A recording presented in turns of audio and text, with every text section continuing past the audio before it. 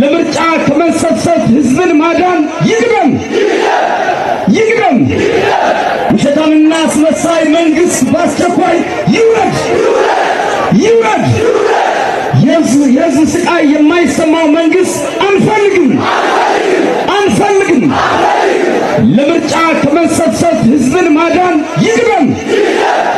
የሚገኙ ሙስሊም ወንድም እህቶቻችን ይህንን ቪዲዮ አድርሱልኝ። የእስልምና ሃይማኖትን በተወሰነ ደረጃም ቢሆን በመምህራኖቻችሁ፣ በኡስታዞቻችሁ፣ በመጻሕፍቶቻችሁ ለማጥናት ሞክረናል፣ ለማየት ሞክረናል። አንተን ያህል እናውቃለን ባንልም በተወሰነ ደረጃ አይተነዋል እና መጻሕፍቶቻችሁ ትንሽ ችግር ያለባቸው ናቸው። አብሮ መኖርን የማያበረታቱ ናቸው። ራስ ወዳድነትን የሚሰብኩ ናቸው። ከዚህ አንጻር እኛ ታሪክ አገላብጠን ለማየትም ሞክረናል።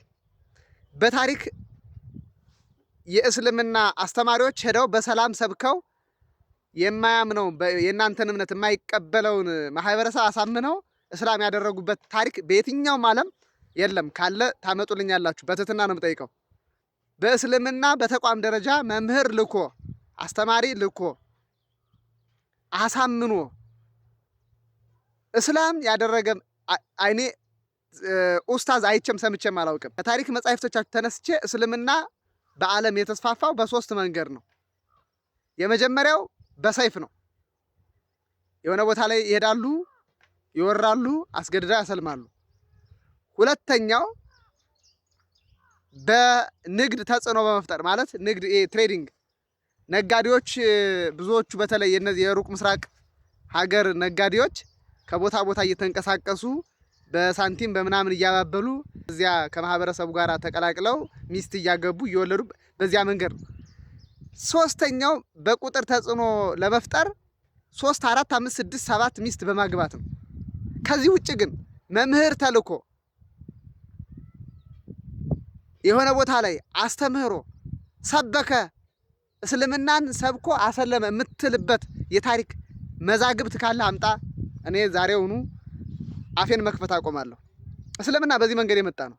መጻሕፍቶቻችሁም ግደሉ፣ አጥፉ፣ በቃ ከኛ በቀር ሌላ አይኑር የሚል ጽሑፍ ያለበት ነው። ሌላው ደግሞ በጣም የታዘብኩት ውሸት የበዛበት ነው። ውሸት ለምሳሌ ኢየሱስ ክርስቶስን በተመለከተ ሰቀል ነው ይላሉ፣ ገደል ነው ይላሉ አይሁድ። ክርስቲያኖችም ተሰቅሏል፣ ሙቷል ይላሉ። መስሏቸውን አይናቸው ላይ ተመሳስሎ ነው ይላሉ ነብያችሁ። እንዴ መች ነበሩ እሳቸው? በወቅቱ የሰቀሉት አይሁድ ምስክርነት ሰጠዋል። መሰቀሉን ያዩ በርካታ ሰዎች ተናግረዋል። መነሳቱን ያዩ በርካታ ምስክሮች አሉ፣ ሐዋርያት አሉ። ኢየሱስ ክርስቶስ ከተሰቀለ በ6ኛው መቶ ክፍለ ዘመን ከ600 ምናምን ዓመት በኋላ መጥቶ አንድ ግለሰብ ያው ደግሞ አንድ ግለሰብ ነብያችሁ በጣም የአንድ ግለሰብ ምስክርነት ነው እናንተ የምታቀርቡት። ሌላ ምንም አታቀርቡም። በቃ አንድ ግለሰብ ነብዩ መሐመድ ብቻ። እኛ ደግሞ በጣም ብዙ ምስክሮች አሉን። ታሪካዊ ቦታዎች አሉን። የሰው ምስክር አለን። በጣም ብዙ ምስክር መጻሕፍት አሉ። እናንተ ግን የአንድ ሰው ምስክርነት እውነት ስለሌላችሁ በጣም ቁጦች ናችሁ።